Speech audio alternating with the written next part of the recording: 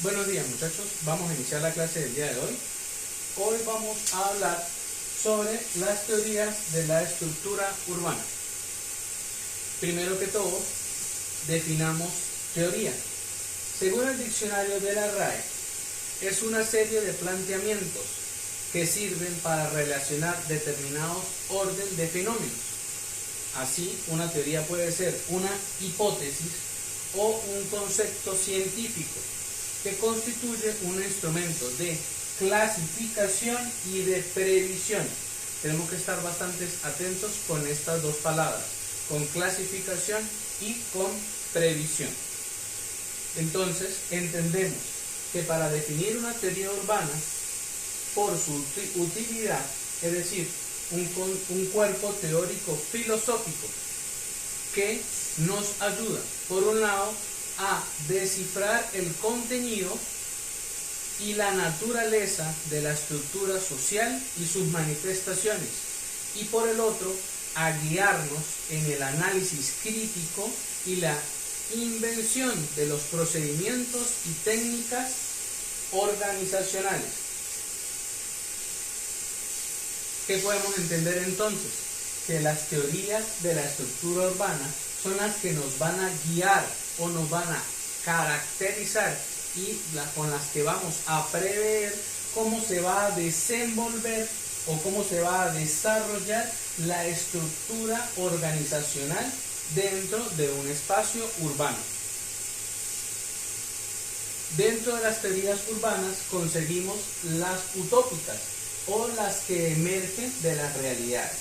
Las primeras, las utópicas, nacen de la idealización de las personas, es decir, todo lo que nosotros soñamos y queremos llegar a ser, más ordenados, muchísimo más humanos, con muchísimos mejores valores.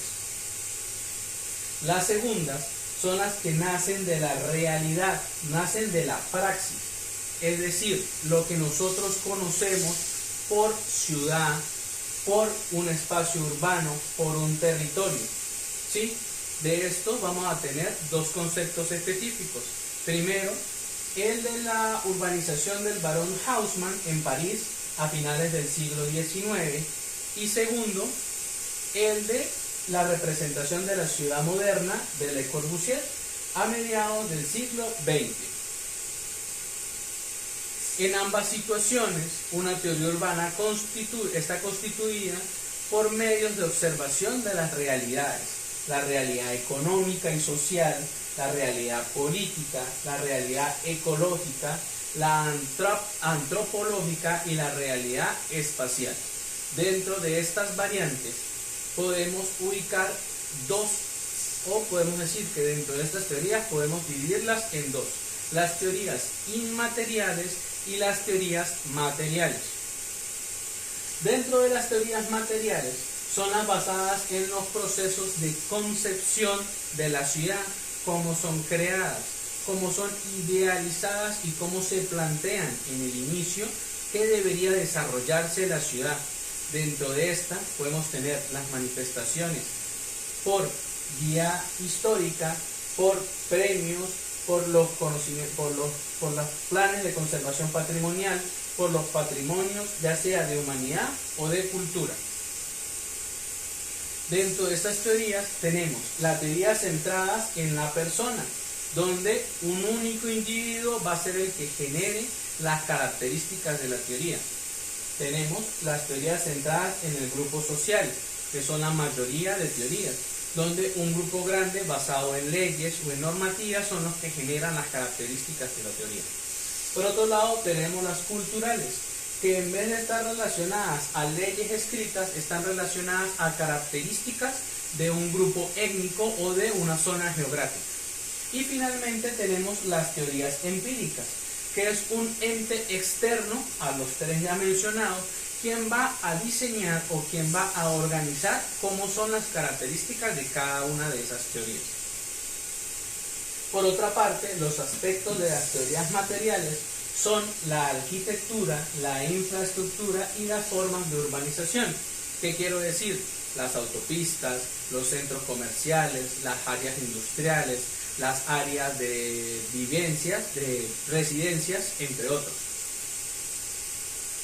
Dentro de esas teorías materiales podemos conseguir las teorías estructuralistas, que buscan la representación de patrones o figuras, ¿sí? Aquí tenemos un ejemplo claro, si no me equivoco es la ciudad de Boston en Estados Unidos, que tiene una representación que a simple vista no pareciera nada, pero cuando trazamos las líneas podemos observar que se representa o se crea un símbolo. También tenemos las teorías de las redes urbanas o vasos de comunicación. Esta teoría están basadas específicamente en las relaciones de comunicación que existen entre las distintas áreas, donde es más importante los tipos de vías y qué tipos de vías son los que las conectan, siendo vías principales, vías secundarias, vías terciarias, vías con un gran volumen o con unas grandes dimensiones o vías simples. Finalmente tenemos las teorías de tensiones urbanas o las activaciones de nodos zonales o urbanos. ¿Qué quiere decir esto? Una única edificación o una única área urbana es la que me va a disgregar y en la que va a generar la creación del resto del entorno, ¿sí? Dándole mayor relevancia, dándole mayor importancia, dándole una concentración. Ella va a ser la que rija cómo se organiza el resto del espacio. Dentro de estas teorías materiales vamos a hacer énfasis en tres teorías específicas: la teoría de Burgers, la teoría de Coy y la teoría de Harris y Ullmann. La teoría de Burgers, Ernest Burgers, 1986-1966, fue un sociólogo urbano estadounidense. En 1925 propone su teoría de los círculos concéntricos. Él demuestra o describe que el crecimiento de la ciudad es a partir de un centro y poco a poco va creciendo y va obteniendo unas nuevas zonas. Por esto él describe su teoría en base a círculos que se van aglomerando, ¿sí? Específicamente la divide en 5 zonas. Y es importante describir que la teoría de él es una teoría idealizable, es una teoría que no podemos llevar a la práctica, porque no vamos a conseguir ninguna ciudad que está específicamente desarrollada de esta forma. Estas 5 zonas que él describe son: la primera zona, el distrito central; la segunda, la zona de transición con los usos residenciales y comerciales; la tercera, el centro urbano, donde vamos a conseguir a la clase media; la cuarta, los suburbios o los extrasuburbios, donde vamos a conseguir la clase media; y la zona de transeúntes, y donde vamos a conseguir a la clase alta. Primero, el distrito central es considerado como el organismo ciudadano. Esta es la zona más pequeña de la zona urbana. En este centro vamos a conseguir la aglomeración de los centros principales de vida comercial, social, cultural de la ciudad, donde existen las áreas más grandes destinadas a esta actividad. También vamos a conseguir las principales oficinas de las instituciones financieras, de las instituciones de los usos comerciales, de las actividades gubernamentales, ¿sí? Esta área es la que me va a albergar todas estas actividades. Podemos observar una diferenciación muy amplia entre lo que sería el centro de la ciudad con las zonas aledañas, ¿sí? Vamos a ver una diferenciación muy amplia en el tipo de estructura y de construcción. Es importante definir que esta zona comercial va a ser la zona con mayor tránsito de personas. Por ende, por lo general y más específicamente, esta zona va a estar rodeada por grandes sistemas viales que me van a ayudar a movilizar a las personas, tanto entrando como saliendo de la ciudad. También estas áreas son las que van a ubicar los principales medios de transporte. foráneos e internos. ¿Qué quiero decir? Terminales de transporte. Luego vamos a tener el área 2 o el área de transición. ¿Por qué se denomina área de transición?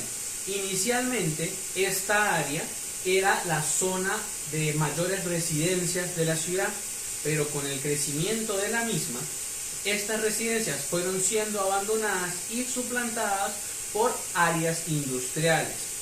¿Qué sucede? Vamos a tener entonces la combinación de las dos zonas. Esta área principalmente está viendo afectada porque las residencias han sido abandonadas, ¿sí? Residencias unifamiliares, y son convertidas en residencias multifamiliares. Grandes espacios que pertenecían a una única familia van a ser reducidos, se van a eliminar ciertas zonas, o las ciertas zonas de la vivienda se van a convertir en habitaciones para albergar una mayor cantidad de personas. Esta zona también va a servir como puente entre la zona comercial y la zona de viviendas. Vamos a pasar luego al área habitacional. Esta zona está ocupada principalmente por las familias de los obreros que trabajan en la industria. Entonces aquí vamos a conseguir un alto volumen de familias de clase media. Y esta zona está combinada con grandes extensiones de áreas de comercio. Luego pasamos a la cuarta área, el área residencial, que está ocupada por viviendas de un carácter residencial o apartamentos de lujo. ¿Qué quiero decir? Son viviendas con mucho mayor espacio, no destinadas a la clase obrera, sino a la clase media. Vamos a obtener conjuntos residenciales con 15, 20, 30 o hasta 50 viviendas, por lo general cerradas y con una vialidad interna. Finalmente, en esta área se ubican viviendas con mejores zonas, privadas, bloques, lugares estratégicos, y pasemos a la siguiente lámina. Finalmente tenemos el área suburbana o la zona 5. Son las áreas de viviendas foráneas a la ciudad, ¿sí? Nosotros las denominamos como las áreas satelitales o como los espacios urbanos satelitales. Por lo general están ubicados entre 30 y 60 minutos de traslado entre el centro urbano de la ciudad, ¿sí? y ellas. Y están ocupadas principalmente por las personas que tienen la posibilidad de trasladarse entrando y saliendo. Por eso se les dice transeúntes pendulares, porque entran a la ciudad en las horas de la mañana y salen de ella en las horas de la tarde, por lo general, ¿sí? También son zonas que vamos a conseguir con un alto índice de habitacionalidad, y dependiendo de los sectores va a variar los precios del terreno. En muchas ocasiones estas zonas van a pelear, o van a rivalizar, es la palabra, van a rivalizar con los costos dentro de la ciudad, porque en esta zona son zonas que son mucho más favorecidas territorialmente, es decir, van a tener una extensión más grande de terreno y van a tener accesibilidad a distintos servicios que dentro del centro de la ciudad van a ser o más difíciles o van a ser mucho más costosos. Ahora vamos a hablar de la teoría de Hoy o la teoría de los sectores. Hoy es un economista estadounidense. En 1939 él propone su modelo sectorial. Hoy hace un estudio de lo que es la ciudad a finales del siglo XX y él describe su teoría en base a los cambios que observa. Podemos observar que él también describe su teoría en base a cinco zonas. La primera, el centro financiero; la segunda, la industria ligera y almacenes; la tercera, las residencias de clase media; la cuarta, la tercera, las residencias de clase baja; la cuarta, las residencias de clase media; y la quinta, las residencias de clase alta. ¿Qué descubre Hoy? A partir del crecimiento de la ciudad, todos los sectores van teniendo una ubicación, y dependiendo de este crecimiento, estos sectores se van a ir alargando, se van a ir estirando hacia las periferias de la ciudad. Entonces, los barrios de población alta con una renta siguen un camino definido entre el centro de la ciudad y el exterior. Las vías principales van a determinar las conexiones entre las distintas zonas de la ciudad. Esto va a resaltar la importancia que tienen las distintas vías. Vamos a conseguir que los grupos de bajos ingresos se van a aglomerar en ciertos sectores que han sido abandonados por otras actividades, por ejemplo la industria, o la clase alta, o sea, las personas con un mayor ingreso económico, van a abandonar estos sectores y ellos van a ser ocupados por residencias de la clase baja o la clase media. Este modelo centra principalmente su importancia en las vías de comunicación, en las vías de transporte, en el crecimiento de las ciudades. ¿Por qué? Gracias a estas vías es que va a existir la conexión entre las distintas zonas, y en base a estas vías es que va a crearse distintos aspectos. Aquí tenemos un ejemplo de esta teoría específicamente, donde un único objeto, ¿sí?, centrado distribuye X cantidad de vías, y en base a esas vías es que se va a realizar la organización urbana. Podemos identificar entonces que gracias a la importancia de cada una de estas vías se van a crear o se van a generar las actividades económicas. ¿Qué podemos definir? Que dependiendo de la importancia de cada una de ellas, es decir, del flujo de personas que manejan cada una de estas vías, va a ser la importancia económica de la misma. Por ende, si una vía es multinodal o una vía es multifacética, digámoslo de alguna forma, para la comunicación de diferentes sectores, esta vía va a tener una actividad económica muchísimo más relevante que una vía secundaria que solo conecta dos sectores en específico. Así podemos observar que en la definición de cada una de estas zonas, las zonas van a ser directamente adyacentes. Por lo tanto, va a existir una diferenciación muy constante entre las diferentes zonas. Pasemos por último a la teoría de Harris y Ullman. Harris y Ullman, ambos geógrafos urbanos, en 1945 desarrollan su teoría de los polinúcleos o de los multinúcleos. ¿Qué estudiaron ellos?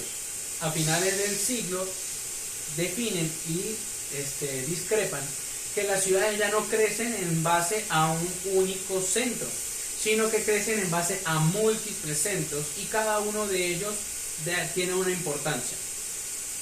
Podemos ver que ellos definen su teoría en 9 espacios: las residencias de clase baja, las residencias de clase media, el centro financiero, las residencias de clase alta, la industria ligera y almacenes, los extrarradios residenciales, la industria pesada, el extrarradio industrial y las zonas de migrantes. Harris y Ullman observaron que en 1945 ya la ciudad no crece en base a un único centro. ¿Qué quiere decir esto? Cada uno de los distintos centros, aunque tiene un eje principal y una actividad principal, ¿sí?, como centro financiero, área residencial de clase baja, área residencial de clase media, cada uno de estos sectores desarrolla su propio núcleo con subcentros para atender las necesidades de cada uno de ellos. ¿Qué vamos a identificar? La ubicación y el crecimiento de estos núcleos está determinado por un número de factores, ¿sí? Primer factor: ciertas actividades necesitan reservar instalaciones especializadas. ¿Qué quiero decir? Hay actividades que necesitan o obligatoriamente deben estar cerca a otras actividades para poder realizarse o realizarse con mayor eficiencia. Un ejemplo de esto son las áreas industriales. El área industrial debe estar cerca a vías o a grandes extensiones de ferrocarriles o a puertos para poder realizar bien sus actividades. Esto también lo vemos en las actividades de grupo similar. ¿Qué quiero decir? Actividades que son parecidas en su organización o en su ejecución se van a agrupar para tener un beneficio económico. Estas áreas van a ser especializadas y las vamos a conocer como los extrimestres o trimestres financieros. El principal ejemplo de esta actividad van a ser los centros comerciales, ¿sí? Donde se agrupan una gran cantidad de tiendas y todos ya conocemos cómo es la actividad de un centro comercial. Por último, vamos a tener la parte contraria, ¿sí? Donde algunas actividades se van a repeler, en vez de atraerse, se van a repeler. ¿Cuáles son estas actividades? Principalmente las áreas de viviendas con altos ingresos con las zonas industriales, ¿sí? Es obvio que las personas con altos ingresos no van a desear unas viviendas con lujo o unas viviendas lujosas en zonas donde van a tener muchísimo ruido, donde van a ser propensos a accidentes o van a tener un alto grado de movimiento de cierto tipo de vehículos. Podemos tener un ejemplo de esto en esta imagen donde observamos un gran número de galpones, ¿sí? Con un bastante movimiento de actividad, rodeados por viviendas o de clase media, ¿sí? Donde podemos ver apartamentos, una zona comercial o viviendas de clase baja, pero no observamos viviendas lujosas o viviendas con ostentosas. Algunas actividades que podrían beneficiarse de la ubicación dentro de la zona comercial van a salir de la misma. ¿Por qué? Por los grandes costos en los alquileres, por las extensiones de terreno. ¿Cuáles son estas actividades? Las actividades que van a necesitar grandes extensiones para poder realizar su actividad. ¿Como cuáles? Como las tiendas de víveres, como los grandes almacenes. Son espacios que necesitan dimensiones bastante amplias para generar su actividad, ¿sí? Entonces, los grandes costos del centro de la ciudad van a hacer que estas tiendas prefieran o vean más rentable ubicarse en otras zonas, en zonas aledañas a este centro, porque van a ver reducidos estos costos y van a seguir manteniendo una conexión con las áreas de importancia. Por último, vamos a ver que el valor de este modelo radica en el reconocimiento explícito de la naturaleza de los distintos nodos. El crecimiento urbano, además de las distintas especificaciones o características de diferentes tipos de culturas, áreas o formas, ¿sí? Son las que le dan la versatilidad a esta teoría. Vamos a entender que Harris y Ullmann sugieren que los patrones del uso del uso de la tierra varían según el contexto local. Por lo tanto, el modelo de núcleos múltiples es el que más se relaciona a nuestra realidad actual. ¿Qué quiero decir? El hecho de que la ciudad tenga la capacidad de obtener o de generar distintos espacios no significa que la ciudad los genere. ¿En qué se va a basar? En la cultura, se va a basar en las posibilidades de crecimiento económico de la ciudad, ¿sí? Entonces, no se puede predecir que porque X ciudad creció de tal forma, una segunda ciudad o una ciudad Y va a crecer de la misma forma que la otra, porque va a tener diferentes características. Podemos observar finalmente que dependiendo del crecimiento de la ciudad se van a ir absorbiendo otras áreas completamente distintas. ¿Qué quiero decir? Cuando la ciudad ocupa llega a una meta, si llega a un espacio final y no logra seguir creciendo en esta área, va a absorber otras áreas, las va a convertir en otro núcleo, ¿sí? Es la principal actividad de la teoría. ¿Qué sucede? Este nuevo núcleo va a generar de nuevo X cantidad de actividades para suplir sus propias necesidades. Va a crecer, va a haber una diferenciación, como observamos en las distintas imágenes del crecimiento de la ciudad para el año 2000 y para la actualidad. ¿Qué quiere decir esto? Este nuevo núcleo va a crecer y va a generar una nueva zona con sus diferentes actividades.